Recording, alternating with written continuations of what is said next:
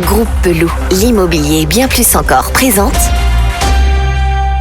Sud Radio, le grand matin week-end, Osez investir le club, 9h30, 10h, Thomas Binet. Nous vous retrouvons après cette pause avec notre invité Alexandre Jardin, écrivain à succès. Thomas, vous allez nous présenter notre invité à travers son portrait inattendu. C'est un jardin extraordinaire.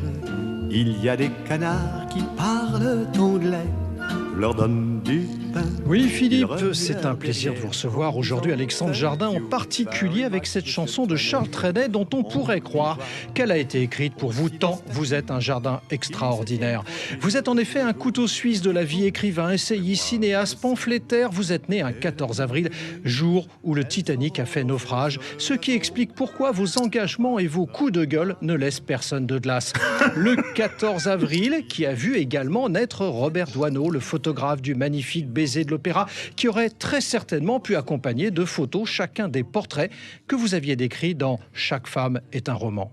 Pourtant, le début de votre vie et de votre carrière ont été marqués à la pointe de l'épée, non pas d'un Z, qui veut dire Zorro, mais de deux Z. Le premier comme Zubial, le surnom de votre père, romancier lui aussi, Pascal Jardin, à qui vous consacrerez un livre en 1997. Le second par le Z de Zèbre, vainqueur du prix Femina 1988, adapté 4 ans plus tard au cinéma par Jean Poiret, avec comme acteur vedette un certain Thierry Lhermitte. Ce dernier qui aurait dit de ses stratagèmes pour conquérir une femme dans le film ferait passer Jean-Claude Duss pour le Casanova des pistes de ski. Vous avez donc un côté Zorro pour votre relation à la lettre Z, mais aussi pour votre envie de voir les choses s'améliorer dans notre beau pays. Ce qui vous donne aussi un côté Obélix, l'embonpoint en moins, bien évidemment, car vous êtes tombé dans l'écriture comme le petit Gaulois est tombé dans la fameuse marmite de potions magiques. Il faut dire qu'avec un père romancier à succès, il était naturel que vous écriviez des romans également à succès, et le moins qu'on puisse dire est que vous n'avez pas mis longtemps à connaître la réussite, puisque c'est à 21 ans que votre premier roman a gagné le prix du premier roman « Ça ne s'invente pas », un ouvrage qui s'appelle « Bille en tête ». Une expression qu'on connaît d'ailleurs bien sur Sud Radio, puisque c'est la radio du rugby. Pour que ce portrait ne soit pas aussi long qu'un roman, je conclurai en affirmant que vous aimez la littérature, les femmes, les autres, la France, la lecture, bref, la vie.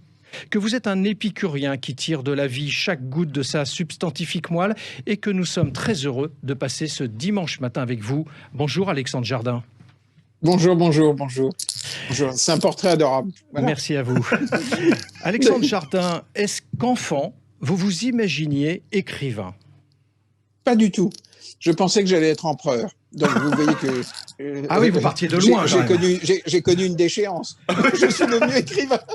Non, pourquoi je vous pose la question ? Parce que en préparant l'émission, j'ai vu que vous avez fait Sciences Po, section économie et finance. Vous nous confirmez bien que vous êtes diplômé de Sciences Po ? Oui, mais ça peut sembler bizarre. Non, c'est une trajectoire. On m'avait recommandé un ami de mon grand-père que je pensais un type bien, puis après, plus tard, quand j'ai publié un livre qui s'appelait Des gens très bien, j'ai appris que c'était un agent de renseignement de la Gestapo pendant la Seconde Guerre mondiale. Mais en fait, il y avait des gens très bizarres qui tournaient autour de moi. Et cet ami m'avait recommandé de faire, si je voulais faire de la politique, de faire une école de renseignement. Et donc... Et du coup, vous avez fait Sciences Po. Bon. Oui, voilà. Alexandre Jardin, vous vous rêviez empereur, mais plutôt Napoléon ou Caligula ? Plutôt, il y avait un empereur qui me faisait rêver. C'était Frédéric de Hohenstaufen. Cet homme du XIIIe siècle qui a importé en Occident la science expérimentale arabe et qui a changé complètement le mode de pensée occidental. En fait, c'était ces empereurs-là qui me faisaient rêver. Les gens qui changeaient notre mode de pensée. Et qui faisait beaucoup plus que gouverner, qui pensait au destin des hommes. C'est ça qui me faisait complètement rêver. On vient d'entendre que vous vous imaginiez pas donc auteur, mais est-ce que pour autant votre vie d'auteur et de réalisateur, bref d'artiste multifacette, s'est déroulée ou se déroule comme vous le souhaitez ? Mais jamais. Merci. D'accord. Jamais. Donc la vie commence demain pour vous. La vie est inattendue comme son portrait. Mais elle commence réellement parce que je suis en train de rencontrer la femme décisive de ma vie. Et donc, lorsque tout à coup vous calez vraiment en face de la grandeur d'une femme, tout à coup vous devenez vraiment quelqu'un d'autre.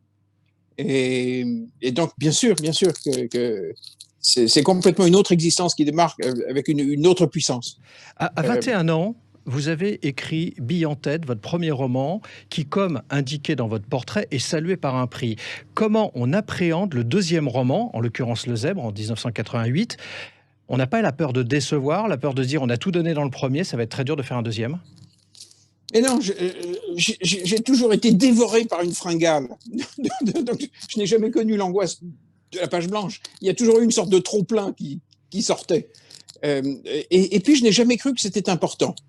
C'est-à-dire que j'avais appris de mon père qu'on pouvait écrire des chefs-d'œuvre sans le faire exprès. Parfois, je voyais mon père écrire pour payer ses impôts. Il signait un film.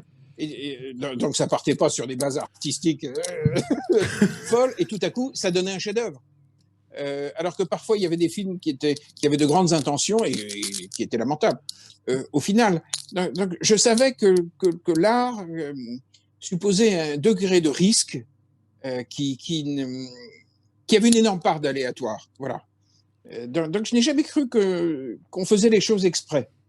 Alexandre Jardin, la littérature ou le cinéma, comme vous êtes très impliqué dans les deux, ce sont des arts mineurs ou des arts majeurs? Ça peut être variable pour l'un ou l'autre. Hein.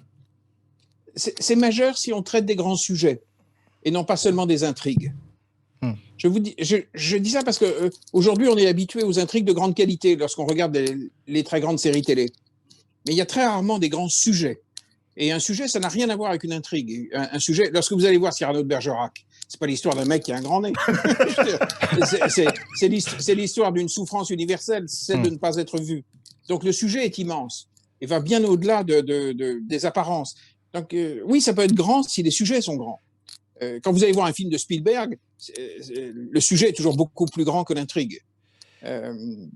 Alexandre, qu'est-ce qui est le plus rentable ? Écrire des livres ou faire des films, puisque vous avez fait les deux ? Parce que, pardon, nous sommes dans un investir, alors je vais vous amener sur un autre terrain, sur un peu de l'argent.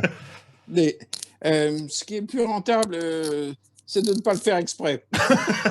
On l'a bien compris. Parce que, comme dirait une expression de film, sur un malentendu, on peut peut-être y arriver, c'est ça ? Sur un malentendu, vous faites un triomphe. Et parfois, alors que vous pensez écrire le best-seller du siècle, personne ne le lit. Parce que vous avez fait quand même un livre tous les 2 ans, en moyenne. Non, un peu plus. Un peu plus. Un peu plus. Et puis j'ai écrit à côté de ça, en douce, une trentaine d'albums jeunesse. Notamment que j'ai donné à McDonald's et qu'on retrouve aujourd'hui en librairie. Mais là, j'en ai écrit 22 qui ont été tirés à 22 millions d'exemplaires. Alors, vous êtes un citoyen engagé, par ailleurs. Oui. Est-ce compatible avec votre métier ? Est-ce que cela ne vous a pas nui à certains moments ? Si, forcément, vous fâchez les gens lorsque vous dites certaines choses. Mais peu importe. Je veux dire, on sera peut-être mort demain. Je veux dire, tenant compte du côté extraordinairement aléatoire de la vie. Vivons. Ne nous posons pas ces questions-là. Et puis, je pense, puisque votre thème, c'est le fait d'investir. Tout à fait. Je crois qu'il faut accepter de faire des rencontres phénoménales. Des rencontres qui vous bouleversent. Et si ça s'est bien passé pour moi au début, c'est que j'ai rencontré une femme qui était géniale, qui était ma première éditrice, qui était une femme inspirée, qui s'appelait Françoise Verny, qui pesait 120 kilos, qui avait une tronche de dinosaure, qui était alcoolique, qui était bourré à partir de 18 heures, qui était ingérable, qui appelait ma première femme la nuit à 2 heures du mat pour lui dire de sortir de mon lit parce qu'elle était contre mon mariage. Donc, un éditeur particulier, quoi. Ouais. Ah oui. Mais j'étais bousculé par un être puissamment vivant. Ouais. Et au fond, il faut mettre dans sa vie des êtres inconfortables, des gens qui vous bousculent, des gens qui vous empêchent de devenir un mort-vivant. Donc, vous n'aimez pas le confort du quotidien, en d'autres termes. Mais surtout pas. Le message est passé, Alexandre Jardin. Vous aviez cherché à vous présenter en 2017 à la présidentielle, 165 signatures sur 500 requises. Vous retentez le coup dans 1 an et demi ? Non. Ce que je voulais, c'était faire, au fond, créer un lobby du monde associatif et des territoires. À chaque élection, vous avez le choix entre tel parti centralisateur contre tel parti centralisateur. Et au fond, dans la tradition politique française, nos grands partis sont tous jacobins. Alors qu'il me semblait, et il me semble plus que jamais aujourd'hui, surtout en pleine crise Covid, où on voit que l'État central n'y arrive pas, si ce pays redevient vivant, ça sera par ses territoires. On est sur Sud Radio. Absolument. On est sur une radio qui est pro-territoire. Et c'est ça que je voulais faire compter. Et on va y arriver.